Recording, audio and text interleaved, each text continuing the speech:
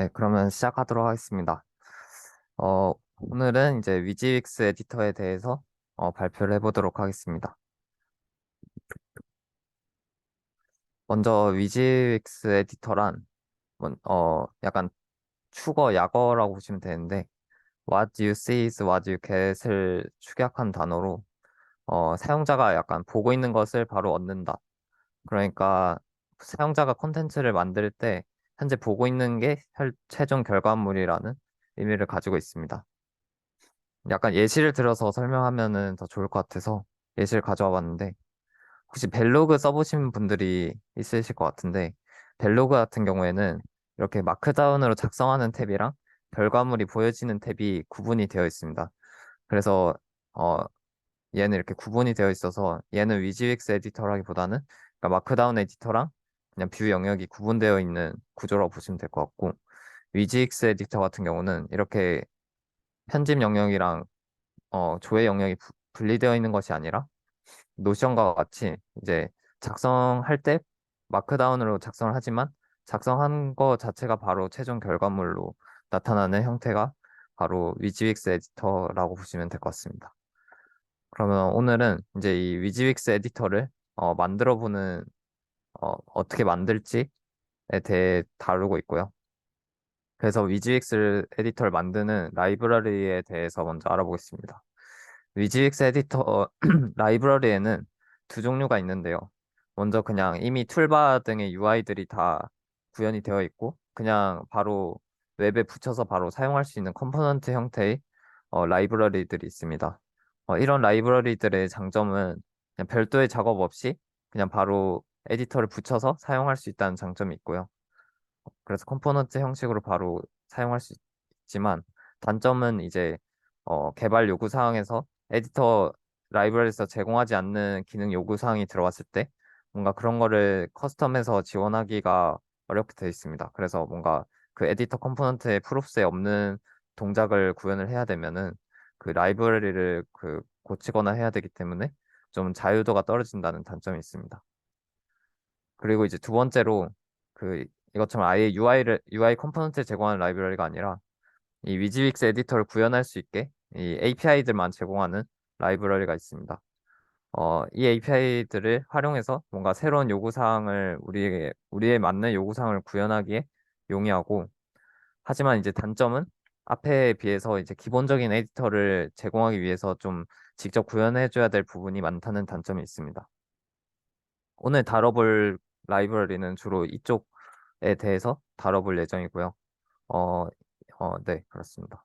그래서 오늘 다뤄볼 라이브러리 종류에는 뭐 여러 가지 것들이 있지만, 슬레이트 JS라는 라이브러리와 그리고 이제 프로스 미러라는 라이브러리가 있는데, 이 두 라이브러리를 적용해보고 나서 생긴 뭐 트러블 슈팅이랑 아니면 이제 어떻게 구현했는지 그리고 코어 컨셉 같은 거를 알아보도록 하겠습니다. 먼저 이제 처음 에디터를 개발했을 때는 슬레이트로 개발을 하게 되었는데요. 이게 처음 이제 제가 개발해서 배포한 에디터인데, 이제 스토리북으로 만들어서 이렇게 에디터를 사용할 수 있고요. 뭐 보면은 이제 체크박스 같은 거나 뭐 숫자형 형식 그리고 이미지 첨부, 뭐 링크 등의 그런 기본적인 에디터 기능을 모두 구현을 했습니다. 그래서 이거를 이제 실제 이제 사내에서도 제가 만든 이 라이브러리를 이제 모노레포로 가져와 가지고 좀 더 사내 요구사항에 맞는 것들을 좀 더 요구사항을 넣어서 실제 사내 프로덕션에서 제품에 써서 사용이 되고 있고요. 그런데 이제 저희 제품은 이제 앱은 지원하지 않고 이제 웹만 서비스하는 제품이기 때문에 문제는 없었는데, 제가 이 슬레이트로 만든 에디터를 안드로이드에서 다뤄봤을 때 한글 입력 문제가 발생을 했습니다. 그래서 보면은 지금 제가 황신우라고 이렇게 여기에 입력을 했는데, 안드로이드에서 근데 이제 화까지 치고 나서 포커스가 커서가 앞으로 가고 이응이 쳐지고 그 다음에 신우가 입력되는, 이렇게 조금 한글 구성 중에 어, 텍스트 앞에 이제 텍스트들이 더 입력되는 이런 현상이 발생을 했습니다. 그래서 제가 이거에 대한 원인이 무엇일까 하고 분석해 본 결과 이제 근본적인 원인은 이제 저희가 한글이나 중국어나 일본어 같이 동아시아 언어 같은 경우에는 영어 같이 그냥 키보드에 있는 거를 입력을 하면 바로 입력이 되는 게 아니라 한글은 여러 자음 모음을 조합해서 하나의 글자를 만들고 그리고 중국어 같은 경우에는 이렇게 보면은 영어로 먼저 그 해당 성조를 입력하면은 거기에 맞는 후보가 나오고 거기서 선택해서 글자가 입력되는 방식입니다. 그래서 일반적인 그 영어에 맞는 그 방식이 아니기 때문에 웹에서도 그 컴포지션 스타트, 컴포지션 업데이트, 컴포지션 엔드라는 컴포지션이라는 이벤트로 다뤄지고 있습니다. 이건 이제 한글을 입력한다고 쳤을 때 이제 한글을 입력하기 시작하면은 이제 IME 에디터로 입력을 시작했다는 의미에서 컴포지션 스타트 이벤트가 발생하고 그리고 이제 한글을 입력하는 중에 이제 문자를 구성하면서 컴포지션 업데이트 이벤트가 발생합니다. 그리고 이제 한글 입력이 끝나고 스페이스 바를 누르거나 뭔가 포커스가 빠지거나 아니면 다음 글자를 입력하기 시작하면은 이제 컴포지션 엔드 이벤트가 발생해서 IME로 입력이 종료되게 됩니다. 이제 그 실제 MDM 문서에 가면은 이 IME를 테스트해 볼 수 있는데요.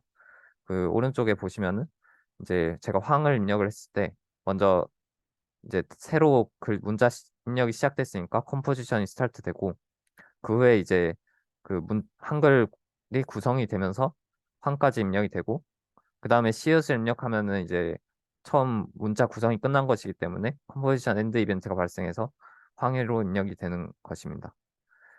네, 근데 이제 아까 슬레이트에서의 문제는 이 컴포지션을 구성하는 중에 지금 황이라고 원래 구성이 되면은 이게 엔드가 되고 다시 스타트가 돼야 되는데 이 구성 중 업데이트 과정에서 엔드가 발생해 버려서 이렇게 그 문자 구성이 깨져버리는 문제가 발생을 했습니다. 그래서 슬레이트 말고 대안을 좀 찾아보게 됐는데 그래서 찾게 된 여러 에디터 라이브러리를 사용해 보면서 고르게 되었고 그중에서 결국에는 프로스 미러라는 새로 기반 라이브러리를 정하게 되었습니다. 이걸 정하게 된 이유는 이제 우선 제공되는 API 자체가 엄청 방대하게 구성이 되어 있었고 그 다음에 추후에 설명하겠지만 좀 더 사람이 이해하기 쉬운 데이터 구조로 모델이 되어 있었습니다. 그리고 IME 에디터가 문제가 없었기 때문에 사용하기 적합하다고 판단을 했습니다. 그러면 이제 프로스 미러는 어떤 컨셉을 가지고 있는지에 대해서 알아보도록 하겠습니다. 어, 먼저 이제 이 This is strong text with emphasis라는 이거를 표현하기 위해서 HTML은 다음과 같이 그 태그들이 중첩된 트리 구조로 데이터가 구성되게 됩니다. 보시면 이제 p 태그가 맨 바깥쪽에 구성되어 있고 그 안에 이제 강조를 표현하기 위해서 스트롱 태그가 있고 그 안에 또 emphasis 가 이제 태그로 묶여져 있는데 이렇게 보면 지금 그 다 p 태그가 스트롱 태그를 자시로 가지고 있고 스트롱 태그가 em 태그를 자시로 가지고 있는 이런 중첩 트리 구조로 데이터가 구성되는 것을 알 수 있습니다. 그런데 이제 프로스 미러에서는 이 데이터를 다음과 같이 구성하게 됩니다. 그러니까 사람이 처음에 봤을 때는 이게 사실 어, 디스이스가 사실 스트롱 텍스트 위드 엠패시스를 실전으로 갖고 있다고 생각하지 않고 그냥 디스이스라는 이 문장에 스트롱 텍스트 위드 여기에는 스트롱 스타일이 적용됐고 이 엠패시스에는 스트롱이랑 엠패시스 스타일이 같이 적용됐다고 이해하는 게 직관적이기 때문에 이렇게 구성되어 있고 프로스 미러의 경우에도 이제 블럭은 파라그래프들을 여러 개 있을 때는 블럭으로 트리 구조로 구성이 되지만 이 파라그래프 내부에 이제 인라인 텍스트 노드 같은 경우에는 이렇게 플랫하게 동일 뎁스로 구성이 됩니다.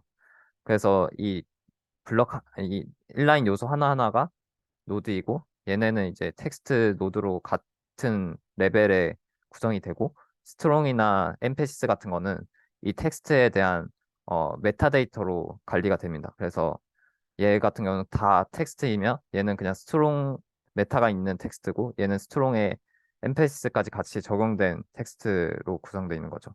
이렇게 그 트리 구조로 구성하지 않고 인라인 데이터를 이제 플랫하게 관리했을 때는 장점이 이제 뭔가 이 디스이스 같은 거를 빼버리거나 아니면 뭐 얘에 다시 뭐 스트롱을 적용한다거나 하는 데이터 그 연산 작업이 간단해지기 때문에 트리에 비해서 네, 그런 복잡한 트리 연산을 하지 않아도 돼서 이런 데이터 모델을 가지고 있습니다. 그럼 또 본격적으로 이제 데이터가 어떻게 구성되는지를 보면은 우선 프로스미러는 좀 익숙하실 수도 있는 게 리덕스와 좀 비슷한 점이 많이 있습니다.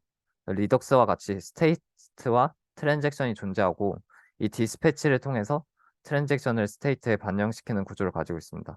그래서 아까 맨 처음에 지금 디스이스만 가지고 있는 스테이트에서 우리가 스트롱 텍스트를 입력하는 트랜잭션을 발생시키고 그게 반영되면은 이제 새로운 스테이트가 반환이 됩니다. 그래서 스트롱이 추가된 이 스테이트가 생기게 되고 이 새로 생성된 스테이트를 뷰에 업데이트 메서드를 실행해서 뷰에 반영시키면은 뷰는 이 실제 에디터가 적용될 태그의 돔 레프를 가지고 있고 그래서 그 화면 변경 사항을 뷰가 돔에 직접 반영을 시키는 구조로 되어 있습니다. 그러면 실제 이제 코드가 어떻게 되었는지를 한번 알아볼 텐데요. 먼저 프로스미러를 설치를 하는데 프로스미러는 하나의 패키지로 되어 있는 게 아니라 그 네 개의 라이브러리로 쪼개져 있습니다. 그래서 먼저 프로스미러 모델은 에디터 이제 문서 구조를 나타내는 스키마를 정의하는 데 사용이 되고 프로스미러 스테이트는 이제 에디터 상태를 관리할 때 사용되고 여기에는 셀렉션이 포함되어 있는데 셀렉션은 이제 현재 에디터에서 선택된 곳을 나타낼 때 사용이 됩니다. 그리고 이제 프로스미러 뷰는 이제 아까 보셨던 것처럼 에디터의 상태를 기반으로 이제 브라우저에 있는 실제 에디터를 그리고 그다음에 어, 실제 웹에서 발생하는 이벤트랑 연결을 해서 사용자의 상호작용을 담당하는 역할을 하고 있습니다. 트랜잭션은 이제 에디터의 상태를 변경하는 기능이 포함되어 있습니다. 그러면 이제 실제 코드를 보는데요. 이게 이제 가장 기본적인 에디터를 구성하는 코드입니다. 먼저 보시면은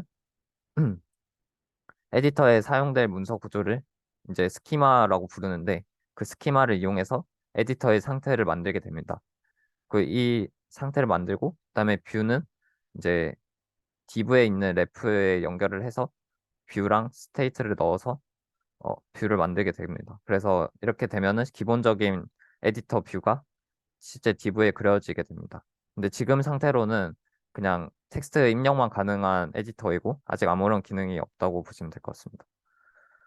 그리고 지금 뷰에 보면은 디스패치 트랜잭션이라는 메서드가 들어있는데 이거는 이제 트랜잭션이 발생할 때마다 항상 이제 호출이 되는 메서드로 이제 트랜잭션이 발생했을 때 아까 여기서 보셨던 것처럼 스테이트에 어플라이를 해야 뉴 스테이트가 생성이 되고 그다음 그 뉴 스테이트를 뷰에 업데이트를 해줘야 실제 반영이 되기 때문에 그 코드가 여기에 들어있다고 보시면 될 것 같습니다.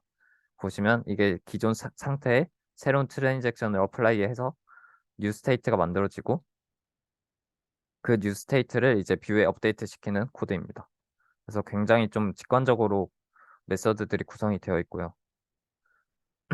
아까 그리고 에디터의 상태를 정의하는 게 스키마라고 했는데 이 스키마는 우리가 이제 에디터에서 사용될 요소들을 모델링 한다고 보시면 될 것 같아요. 그래서 스키마를 보면은 이렇게 파라그래프 요소, 헤딩 요소, 텍스트 요소, 링크 요소 이렇게 되어 있는데 스키마의 요소들로는 이제 그룹이 있는데 그룹은 얘네들이 어떤 유형인지 아까 블럭이랑 인라인이랑 개념이 나왔었죠. 그래서 얘가 블럭 요소인지 인라인 요소인지를 그룹으로 나타낼 수 있고 컨텐츠는 이제 자식 요소로 어떤 유형들이 올 수 있는지를 나타내고 있습니다. 그래서 파라그래프 같은 경우에는 지금 다 인라인이 여러 개 올 수 있고 헤딩도 인라인이 여러 개 이렇게 올 수 있게 되어 있습니다. 지금은 인라인들만 들어가 있는데 나중에 블럭들도 컨센트에 올 수 있고 그다음에 투 도문이 중요한데 투 도문 이제 이 데이터 모델에 있는 이 요소들이 실제 HTML 상에 변환될 때 어떻게 변환되는지 형태를 정의하는 것입니다. 그래서 파라그래프는 실제 돔으로 변환될 때 P 태그로 변환이 되고 그다음 헤딩 이제 엘리먼트는 이제 H 태그로 변환되는데 이게 이제 제가 속성 요소로 레벨이란 걸 넣어서 1레벨이면 H1으로 만들어지고 2레벨이면 H2, 3레벨이면 H3로 만들어지게 구성을 해놨습니다. 그리고 링크 태그는 이제 A 태그로, 링크 엘리먼트는 A 태그로 변환이 될 예정입니다. 그래서 이렇게 하면은 기본적으로 우리가 파라그래프랑 헤딩, 텍스트, 링크 엘리먼트를 실제 모델에서 사용할 수 있는데, 근데 이제 지금은 이제 그걸 넣는 기능 자체는 없는 상태이기 때문에 모델은 정의됐지만 기능 없는 상태인데, 그럼 기능들을 추가할 때는 이 플러그인스라는 곳에 넣어서 기능을 추가할 수가 있습니다. 그래서 플러그인에는 여러 가지 이제 스토리북에서 애드온 플러그인 넣는 것처럼 여러 가지 플러그인을 넣을 수 있는데요. 뭐 대표적으로 키맵이라는 플러그인이 있는데, 이 키맵 플러그인은 이제 등록한 그 키의 입력이 발생했을 때 이제 커맨드가 즉 콜백 함수를 실행시키는 간단한 플러그인입니다. 그래서 뭐 엔터 키가 입력됐을 때 엔터 커맨드가 실행되고, 뭐 탭이 발생했을 때 탭 커맨드가 실행되고, 예를 들어서 우리가 에디터에서 백스페이스를 누르면은 기존에 입력된 데이터가 삭제돼야 되잖아요. 그런 동작을 하게 구현을 할 수 있습니다. 그래서 오늘 그래서 마지막으로 볼 것은 이제 제가 커스텀 플러그인을 만들었는데, 이건 이제 핸들 페이스트 플러그인으로 이제 붙여넣기 할 때 동작을 정의한 플러그인입니다. 그래서 이걸 동작을 보시면은 얘는 이제 붙여넣기 할 때 링크, 만약에 텍스트가 어, URL이라면 이 텍스트 노드를 링크로 변환을 시켜주는 플러그인입니다. 이런 기능을 넣고 여기 플러그인에 등록을 하게 되면은 이제 붙여넣기를 했을 때 링크, 우리가 정의한 이 스키마에 있는 링크 노드로 변환이 돼서 입력이 되는 것을 확인할 수 있습니다. 그래서 저는 이 에디터 라이브러리를 만들고 이거를 이용해서 먼저 노션 클론이라는 프로젝트를 만들어 봤습니다. 그래서 사실 이 위직스 에디터가 이런 서비스에서 사용이 되니까 우선 적용해 볼 만한 서비스를 만들기 위해서 우선 노션 클론 프로젝트를 만들었고, 이렇게 터보레포를 이용해서 모노레포로 구성을 했고, 에디터는 이제 롤업을 이용해서 번들링을 했습니다. 지금 이제 구현된 기능으로는 블랙리스트, 즉 UL 태그 기능이 있고, 그다음에 강조 표현, 그 코드 태그를 이용해서 강조 표현이 되고, 그다음에 블록 커트 태그로 인용 표현이 가능하고, 그다음에 아까 보셨던 H 태그가 있고, 그다음에 링크가 가능합니다. 그래서 마지막으로 이제 실제 모습을 보여드릴 건데, 지금 아마 화면 공유가, 네. 네, 이거 화면 잘 보이시나요?